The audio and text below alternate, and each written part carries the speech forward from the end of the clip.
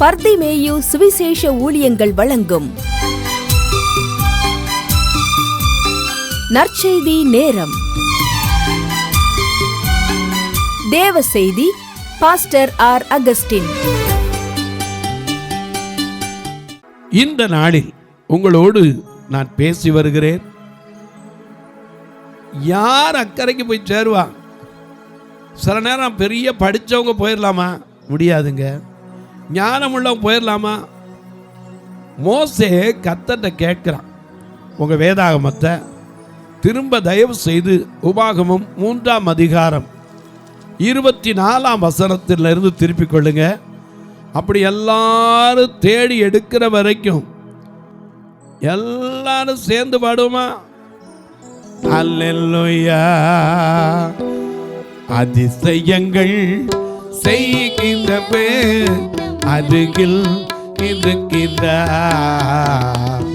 அற்புதங்கள் செய்கின்றவே நமக்குள் வசிக்கிறார். அதிசயங்கள் செய்கின்றவே அருகில் இருக்கிறார். அற்புதங்கள் செய்கின்றவே நமக்குள் வசிக்கிறார்.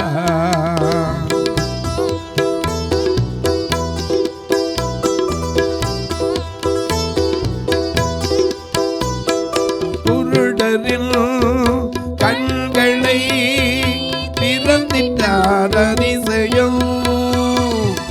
குருடரில் கண்களை திறந்திட்டார் அதிசயம்.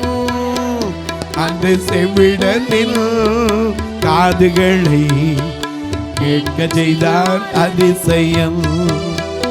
அந்த செவிடனில் காதுகளை கேட்க செய்தார் அதிசயம். அதிசயங்கள் செய்கின்றவர் அருகில் இருக்கிறார். அற்புதங்கள் செய்கின்றவர் நமக்குள் வசிக்கிறார்.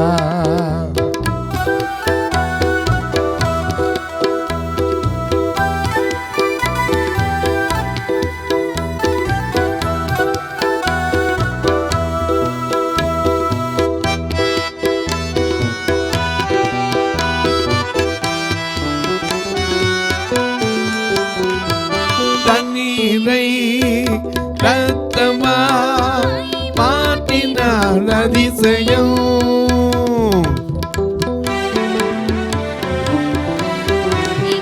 தண்ணீரை ரத்தமா மாற்றினார் அதிசயம். வெறும் தண்ணீரை ராட்சரசமாய் மாற்றினார் அதிசயம். வெறும் தண்ணீரை ராட்சரசமா மாற்றினார் அதிசயம்.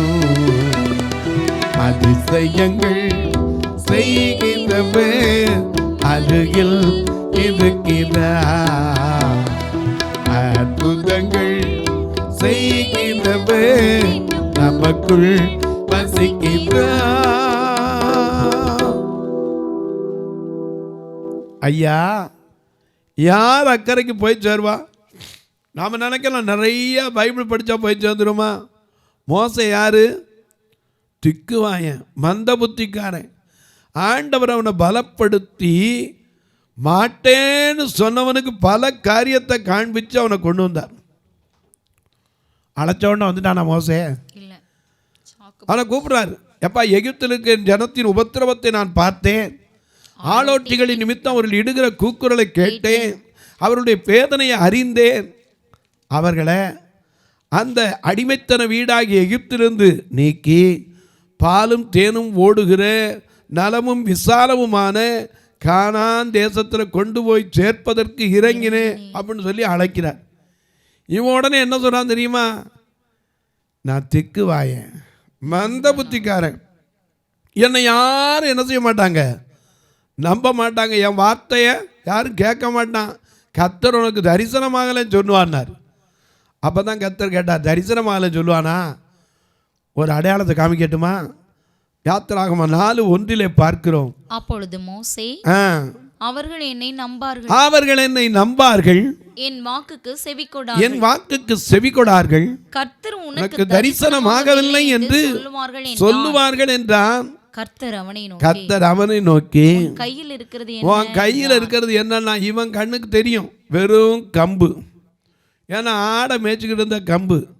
ஏன்னா அந்த காலத்தை சொல்லுவாங்களே, ஆட்டை பார்க்கலாம் ஆடு மேய்க்கலாம், ஆட்களை மாற்றி நல்ல கூத்து பார்க்கலாம், நன்றாய் கூத்து பார்க்கலாம். ஆட்டை பார்க்கலாம் ஆடு மேய்க்கலாம், ஆட்களை மாற்றி நல்ல கூத்து பார்க்கலாம், நன்றாய் கூத்து பார்க்கலாம்.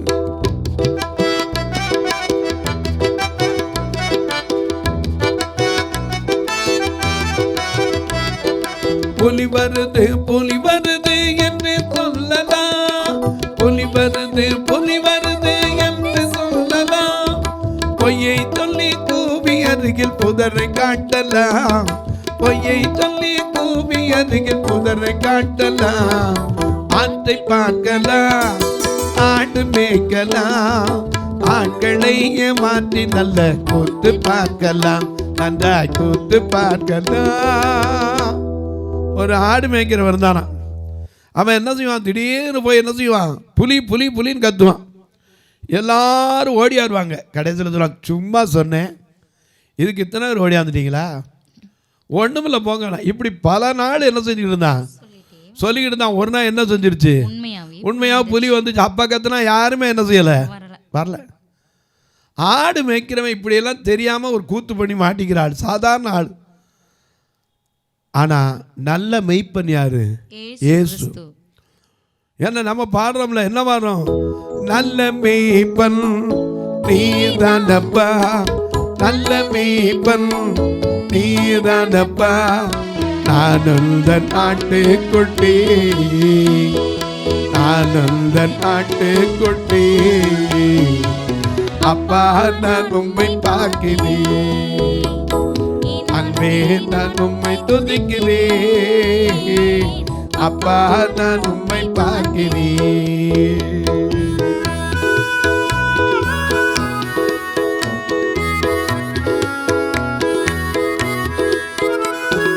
நல்ல மெய்ப்பன் நீதானப்பா, சொல்லுங்க, நல்ல மெய்ப்பன் நீதானப்பா, நான் உந்தன் ஆட்டுக்குட்டி, நான் உந்தன் ஆட்டுக்குட்டி,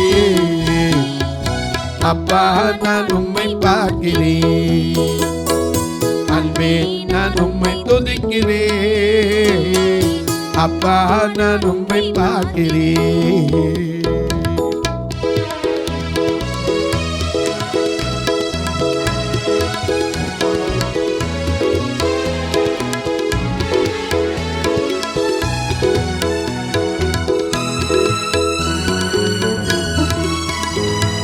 ஜீவனீரூற்று நீதானப்பா, ஜீவனீரூற்று நீதானப்பா, உம்மில் நான் தாகம் கொண்டே, உம்மில் நான் தாகம் கொண்டே, அப்பா நான் உம்மை பார்க்கிறேன், அன்பே நான் உம்மை துதிக்கிறேன், அப்பா நான் உம்மை பார்க்கிறேன். ஆடு மேய்க்கிறவனை கூப்பிடுறார். எத்திரோமின் ஆடுகளை மேய்ச்சிக்கிட்டு தான் இருந்தான். ஓரே பர்வதம் மட்டும் வந்தான். அங்கே தான் கர்த்தர் தரிசனமானார். அக்கினி ஜுவாலையிலிருந்து அவனோடு பேசினார். நீ நிற்கிற பூமி பரிசுத்த பூமிடான்னு சொன்னார். இங்கே கிட்டி சேராதுன்னார். எதுக்கு வந்தேன்னு சொன்னார். ஆனால் இவன் சொல்கிறான், நான் யார் நம்புவா என் வார்த்தையை, கர்த்தர் உனக்கு தரிசனமாகலம்பாங்க. உடனே கையில் இருக்கிற கோலை கீழே ஓட சொல்லி அதை பாம்பாக மாற்றி கையை நீட்டி பிடிக்க சொல்லி திரும்ப கோலாக்கி தண்ணீரை வந்து தரையில் ஊற்ற சொல்லி அதை ரத்தமாக்கி காட்டினார். கையை மடியில் ஓட்டு அவன் கையில் இருக்கிற கரையெல்லாம் சுத்தப்படுத்தி காமிச்சார். அப்பவும் அவன் என்ன சொன்னான் தெரியுமா? 4ஆம் அதிகாரம் 9ஆம் வசனத்தை பாருங்க. இவ்விரண்டு அடையாளங்களையும் அவர்கள் நம்பாமலும் உன் வாக்குக்கு செவிகொடாமலும் இருப்பார்களானால் அப்பொழுது நீ நதியின் தண்ணீரை மொண்டு நிலத்தில் ஊற்று. நதியில் மொண்ட தண்ணீர் வெட்டாந்தரையிலே இரத்தமாகும் என்றார். அப்பொழுது மோசே கர்த்தரை நோக்கி, ஆண்டவரே, இதற்கு முன்னாவது தேவரீர் என்னோடு பேசினதற்கு பின்னாவது நான் வாக்கு வல்லவன் அல்ல. இப்போ உடனே தன்னை பத்தி யோசிக்க ஆரம்பிச்சிட்டானா? என்ன பெரிய பேச தெரிஞ்சாளா? ஆனா இவன் யாரு? சகல சாஸ்திரங்களை அப்போஸ்தலர் 7ஆம் அதிகாரம் 22ஆம் வசனத்தின்படி மோசே எகிப்தினுடைய சகல சாஸ்திரங்களையும் கற்பிக்கப்பட்டு வாக்கிலும் செய்கையிலும் வல்லவனானான். அவசரப்பட்டு இவனா தீர்மானம் எடுத்ததுனால இப்போ ஒன்றும் புரியாம நிற்கிறான். அவனை பலப்படுத்தி கொண்டு வந்து தலைவனாக்கி இஸ்ரவேல் மக்களை மீட்டு கொண்டு வருகிறார். அப்படி மீட்டு கொண்டு வர்ற வழியில தான் கர்த்தர்ட்ட கேட்கிறான். என்ன கேட்கிறான்? உபாகமம் 3ஆம் அதிகாரம் 24ஆம் வசனம். அழகா கேட்கிறான் பாருங்க. கர்த்தராகிய ஆண்டவரே, நீர் உமது அடியேனுக்கு உமது மகத்துவத்தையும் உமது வல்லமையுள்ள கரத்தையும் காண்பிக்க தொடங்கினேன். அல்லேலூயா. வானத்திலும் பூமியிலும் உம்முடைய கிரியைகளுக்கும் உம்முடைய வல்லமைகளுக்கும் ஒப்பாக செய்யத்தக்க தேவன் யார்? வேற யாரும் இல்ல. நான் கடந்து போய் யோர்தானுக்கு அப்புறத்துல இருக்கிற அந்த நல்ல தேசத்தையும் அந்த நல்ல மலையையும் லீபனோனையும் பார்க்கும்படி உத்தரவு கொடுத்து எனக்கு கொஞ்சம் அனுமதி மட்டும் கொடுங்க ஐயா. கனிய பார்த்துட்டையா, அங்க போய் சொன்ன செய்தியை காதுல கேட்டுட்டேன். கண்ணார பார்க்கணுமே. ஏன்னா நாமளும் பாடுறோம்ல, முகம் பார்க்கணுமே, உம்மழகை ரசிக்கணுமே, உம்முகம் பார்க்கணுமே, உம்மழகை ரசிக்கணுமே, உன் பாதம் அமரணுமே, உன் பாதம் அமரணுமே, உன் விருப்பம் அறியணுமே ஐயா, உன் விருப்பம் அறியணுமே. எனது மணவாளனே, என் இதய ஏக்கமே, இனியவரே ஏசையா, உம்மைத்தான் தேடுகிறேன், நான் உம்மைத்தான் நேசிக்கிறேன்.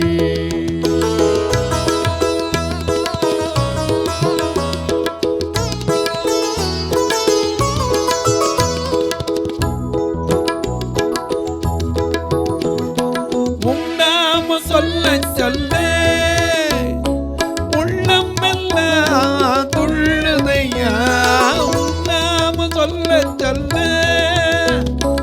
உள்ளம் எல்லாம் துள்ளுதையா, உன்னை பாட பாடு, உன்னை பாட பாடு,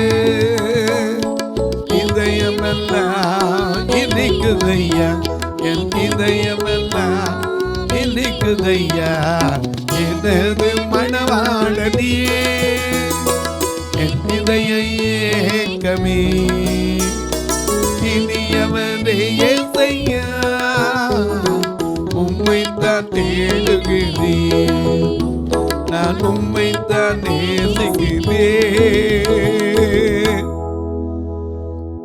இவ்வளவு இருந்த மோசே கேட்கிறான், நான் கடந்து போய் நீ தரப்போற அந்த நல்ல மலை லீபனோனையும் பார்க்கும்படி எனக்கு என்ன செய்யணும்? உத்தரவு கொடுத்தருளும் என்று வேண்டிக் கொண்டான்.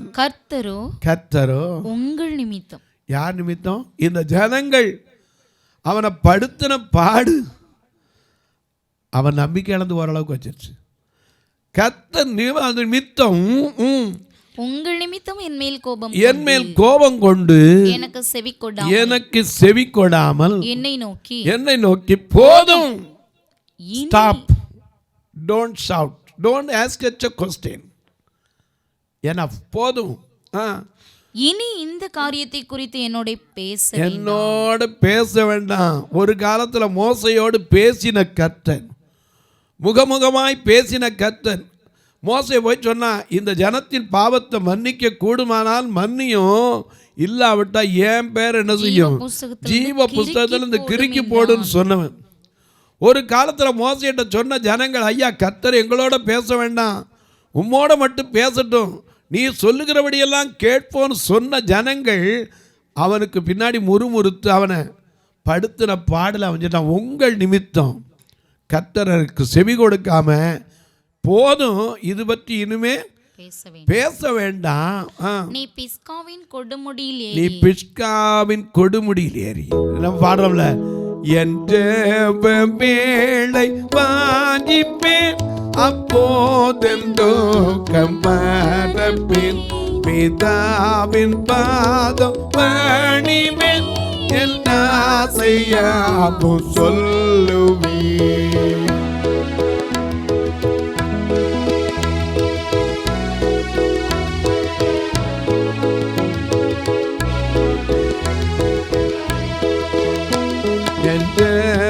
வேளை வாஞ்சிப்பேன், தாழ்மையோடு பிரார்த்திப்பேன், மன்றாட்டை கேட்போர் வருவா, பேராசீர்வாதம் தருவா. என் வாக்கின் மீது விசுவாசமாய் என் பாதம் தேடு ஊக்கமாய், எல்லோர்க்கெல்லோமை சொல்லுவேன், இவ்வேளையை நான் பாதிப்பேன், எல்லோர்க்கெல்லோமை சொல்லுவேன், இவ்வேளையை நான் பாதிப்பேன்.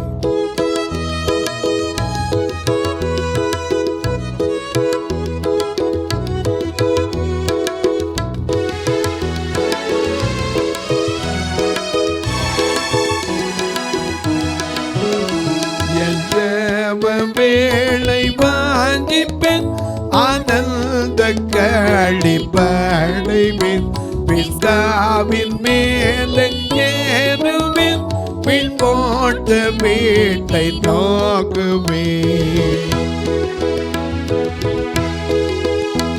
இத்தேகத்தை விட்டேகுவேன், பின் நித்திய வாழ்வை பெறுவேன், வீட்டில் வாசிப்பேன், பாடாத கிரீடம் சூடுவேன், வீட்டில் வாசிப்பேன், பாடாத கிரீடம் சூடுவேன். என் ஜெப வேளை வாஞ்சிப்பேன், ஆனந்த களிப்படைவேன், பிஸ்காவின் மேலே ஏறுவேன், பின் மோட்ச வீட்டை நோக்குவேன். அவர் சொன்னார், ஆண்டவர் சொன்னார், நீ ஏறி போய் என்ன செய்ய, இது பற்றி என்ன பேச வேண்டாம், ஆனா என்ன செய், நீ பிஸ்காவின் கொடுமுடியில ஏறி உன் கண்களை மேற்கிலும் வடக்கிலும் தெற்கிலும் கிழக்கிலும் ஏறெடுத்து உன் கண்களினாலே அதை பார். ஆபிரகாமும் லோத்துக்கு இப்படித்தான் சொன்னா, நீ வடக்கையும் தெற்கையும் மேற்கையும் கிழக்கையும் என்ன செய்ய, நடந்து திரி, கால் மிதிக்கிற தேசமெல்லாம் உனக்கு சொந்தம்னு சொன்னார். இப்ப வடக்க தெற்க கிழக்க மேற்க எல்லாத்திலையும் பாருப்பா, இந்த யோர்தானை நீ கடந்து போவதில்லை. போச்சா போச்சா, அக்கறை போய் சேர முடிஞ்சா? எவ்வளவு பெரிய மனுஷையா, தலைவனாய் இருந்தவன், ஜனங்களுக்கு நியாயம் விசாரிப்பதற்கு காலையிலிருந்து சாயந்தரம் வரைக்கும் உட்கார்ந்து அவர்களை நடத்தியவன். ஒரு காலத்தில் இஸ்ரவேல் புத்திரர் சொன்னபோது முகங்குப்புற விழுந்து கதறியவன். எண்ணாகமத்தில் 14ஆம் அதிகாரத்தில் மோசைக்கு விரோதமாக முறுமுறுத்த உடனே அவர்கள் போய் முகங்குப்புற விழுந்தாங்க.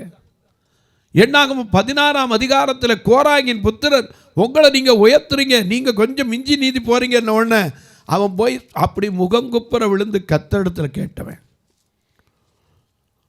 மோசையை குறித்து கர்த்தரை சாட்சி கொடுத்தார்.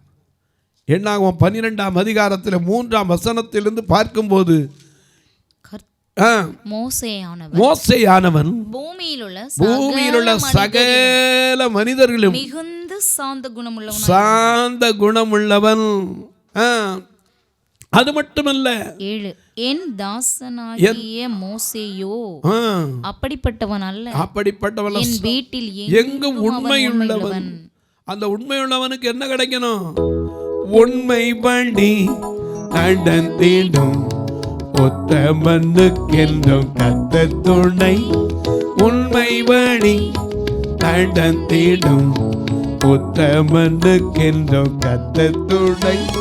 கண்கள் அவன் மீது வைத்திடுவார், கண்கள் அவன் மீது வைத்திடுவார், கருத்தாய் காத்திடுவார்.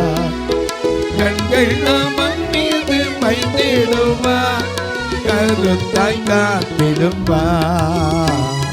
கர்த்தரை நம்பி ஜீவிப்போம், கவலை கஷ்டங்கள் தீர்ந்திடும். கைவிட காத்திடும் பரமனின் கரங்களை நாம் பற்றிக் கொள்வோம். கைவிட காத்திடும் பரமனின் கரங்களை நாம் பற்றிக் கொள்வோம்.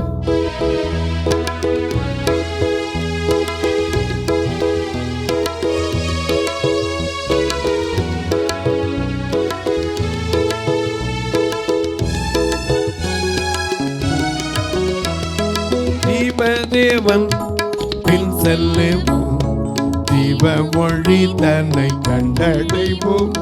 தேவன் பின் செல்லுவோம், தீப மொழி தன்னை கண்டடைவோம்.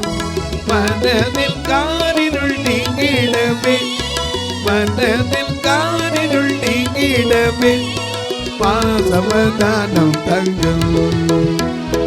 மனதில் காரிருள் நீங்கிடவே, சமாதானம் தங்கும். கர்த்தரை நம்பி ஜீவிப்போம், கர்த்தரை கஷ்டங்கள் தீர்ந்திடும்.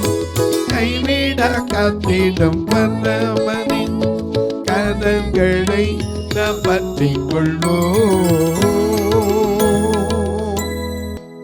நீதிமொழிகள் 28:20 படி உண்மையுள்ள மனுஷன் பரிபூர்ண ஆசீர்வாதத்தை அடைவான்னு எழுதிருக்கு. ஆனா ஏன் அடைய முடியல?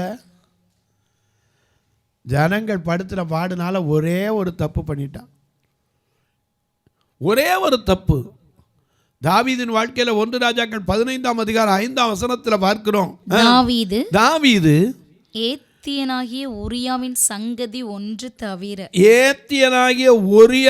சங்கதி ஒன்று தவிர கர்த்தர் தனக்கு கட்டளையிட்டதிலே தான் உயிரோடு இருந்த நாளெல்லாம் ஒன்றையும் விட்டு விலகாமல் அவன் பார்வைக்கு செம்மையானதை செய்து வந்தான். ஆனா அப்படி இருந்து தாவீது வாழ்க்கையில புள்ளி விழுந்து செய்ய ஒரு காரியம்தான் ஒன்று தவிர.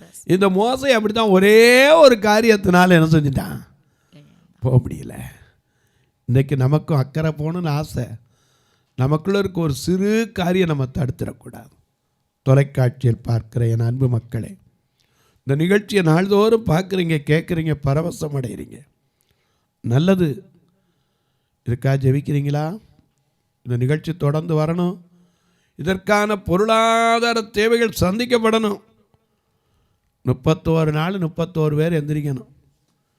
அது மட்டுமல்ல, எங்கள் பார்வையற்ற மக்கள் சபையில் ஒரு நாள் கூட நான் சாப்பிடாமல் அனுப்பிடக்கூடாது. ஏன்னா கிரியை இல்லாத விசுவாசம் ஒரு மனுஷனை ரட்சிக்காது.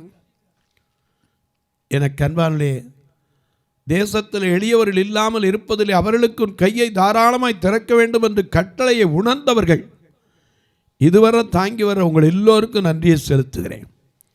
உங்கள் பிறந்த நாள், திருமண நாள் போன்ற நல்ல நாட்களிலே ஒருவேளை ஒரு வீடு கட்டி பால் காய்ச்சி ஊருக்கெல்லாம் சாப்பாடு ஓடுவீங்க.